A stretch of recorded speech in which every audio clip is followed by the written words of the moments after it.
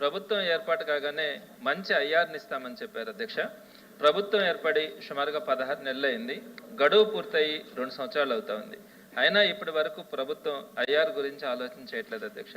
అలానే 6 నెలల లోపు పిఆర్సీ ఇస్తామని కూడా చెప్పున్నారు. పిఆర్సీ కమిషన్ కూడా ఇంకా ఏర్పాటు చేయాల.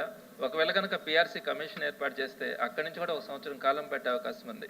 మరి పిఆర్సీని ఎప్పుడు ఇస్తారో కూడా ఎంప్లాయీస్ అంతా ఎదురు చూస్తూ ఉన్నారు అధ్యక్ష. అలానే డిఏల విషయం కూడా దేశంలో ఎక్కడా కూడా లేనట్టుగా మన దేశంలో ఇప్పుడు మన రాష్ట్రంలో 4 డిఏలు పెండింగ్లోకి వచ్చాయి అధ్యక్ష. 6 నెలలకు ఒక్కసారి ఇవ్వాల్సిన డిఏలు 16 నెలలైనా కూడా ఇవ్వలేదు కాబట్టి టోటల్గా 4 డిఏలు పెండింగ్లోకి వచ్చాయి అధ్యక్ష. అలానే పాత బకాయిలు కూడా చెల్లిస్తామని చెప్తున్నారు. కానీ పాత బకాయిలు తీర్చకపోగా కొత్త బకాయిలు కూడా సుమారుగా ఈ రోజుకి 30,000 కోట్లకి పాత బకాయిలు కూడా పెరిగిపోయినాయి అధ్యక్ష. కాబట్టి తక్షణమే పెండింగ్లో ఉన్న 4 డిఏలు అలానే ఆలస్యం చేయకుండా చెప్పిన మాట ప్రకారం 30% ఐఆర్ను వెంటనే 12వ పిఆర్సీని అమలు చేయడానికి కావాల్సినటువంటి చర్యలను వీలైనంత త్వరగా 30,000 కోట్ల ఉద్యోగస్తుల బకాయిలను వెంటనే విడుదల చేయాలని మీ ద్వారా ప్రభుత్వాన్ని కోరుతున్నాను అధ్యక్ష. ప్రభుత్వం ఏర్పాటు కాగానే మంచి ఐఆర్ని ఇస్తామని చెప్పారు అధ్యక్ష. ప్రభుత్వం ఏర్పడి సుమారుగా 16 నెలలైంది. గడువు పూర్తయి 2 సంవత్సరాలు అవుతా ఉంది. అయినా ఇప్పటి వరకు ప్రభుత్వం ఐఆర్ గురించి ఆలోచన చేయట్లేదు అధ్యక్ష. అలానే 6 నెలల లోపు పిఆర్సీ ఇస్తామని కూడా చెప్పున్నారు. పిఆర్సీ కమిషన్ కూడా ఇంకా ఏర్పాటు చేయాల. ఒకవేళ కనుక పిఆర్సీ కమిషన్ ఏర్పాటు చేస్తే అక్కడి నుంచి కూడా 1 సంవత్సరం కాలం పట్టే అవకాశం ఉంది.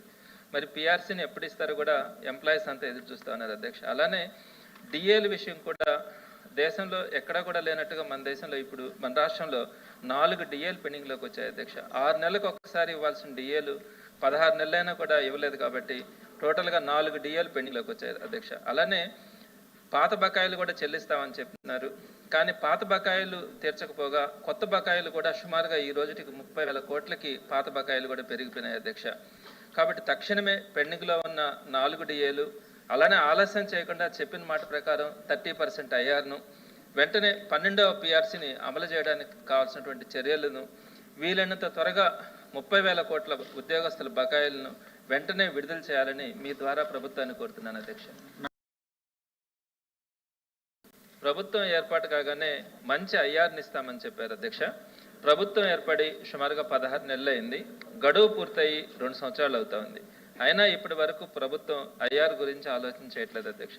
అలానే 6 నెలల లోపు పిఆర్సీ ఇస్తామని కూడా చెప్పున్నారు. పిఆర్సీ కమిషన్ కూడా ఇంకా ఏర్పాటు చేయాల. ఒకవేళ కనుక పిఆర్సీ కమిషన్ ఏర్పాటు చేస్తే అక్కడి నుంచి కూడా 1 సంవత్సరం కాలం పట్టే అవకాశం ఉంది. మరి పిఆర్సీని ఎప్పుడు ఇస్తారో కూడా ఎంప్లాయీస్ అంతా ఎదురు చూస్తూ ఉన్నారు అధ్యక్ష. అలానే డిఏల విషయం కూడా దేశంలో ఎక్కడా కూడా లేనట్టుగా మన దేశంలో ఇప్పుడు మన రాష్ట్రంలో 4 డిఏలు పెండింగ్లోకి వచ్చాయి అధ్యక్ష. 6 నెలలకు ఒక్కసారి ఇవ్వాల్సిన డిఏలు 16 నెలలైనా కూడా ఇవ్వలేదు కాబట్టి టోటల్గా 4 డిఏలు పెండింగ్లోకి వచ్చాయి అధ్యక్ష. అలానే పాత బకాయిలు కూడా చెల్లిస్తామని చెప్తున్నారు. కానీ పాత బకాయిలు తీర్చకపోగా కొత్త బకాయిలు కూడా సుమారుగా ఈ రోజుకి 30,000 కోట్లకి పాత బకాయిలు కూడా పెరిగిపోయినాయి అధ్యక్ష. కాబట్టి తక్షణమే పెండింగ్లో ఉన్న 4 డిఏలు అలానే ఆలస్యం చేయకుండా చెప్పిన మాట ప్రకారం 30% ఐఆర్ను వెంటనే 12వ పిఆర్సీని అమలు చేయడానికి కావాల్సినటువంటి చర్యలను వీలైనంత త్వరగా 30,000 కోట్ల ఉద్యోగస్తుల బకాయిలను వెంటనే విడుదల చేయాలని మీ ద్వారా ప్రభుత్వాన్ని కోరుతున్నాను అధ్యక్ష.